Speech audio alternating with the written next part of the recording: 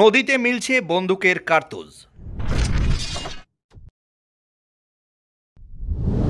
এই মুহূর্তে যে খবরের দিকে নজর দেব, নদী থেকে উঠে আসছে বন্দুকের কার্তুজ। হ্যাঁ, সত্যিই তাই, নদী থেকে উঠে আসছে বন্দুকের কার্তুজ।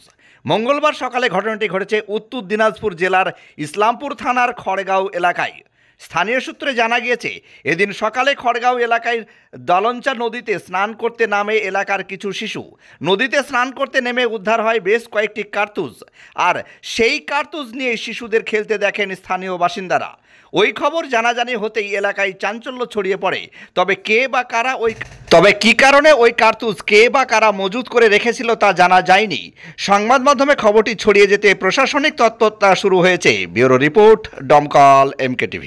আপনার স্বপ্নের বাড়িতে টাইলস, মার্বেল ও গ্রানাইট পাথর বসাতে চান? তাহলে আজই আসুন অঞ্জলি হার্ডওয়্যারে। ঠিকানা হরিহরপাড়া পার হাউসের নিকট। মোবাইল নাম্বার 9800968896 অথবা 9002359393। ভোরগায় দেখুন, এই গুলিগুলোর জন্য অনেক ছেলেপেলেগুলা এখানে আছে, জমায়েত করছে এই গুলিগুলা। পূর্বস্থ খবরগাঁ হিন্দুপাড়া খবরগাঁয় কিছু বাচ্চারা হচ্ছে নদীর ধারে খেলতে গেছিল, ক্রিকেট খেলতেছিল। নদীতে চান করতে গিয়ে বন্দুকের গুলি অনেক রাউন্ড পাওয়া গেছে। এমনকি বাচ্চাগুলা সবাই বেটে বেটে গুলিগুলা নিয়ে খেলাধুলা করতেছে।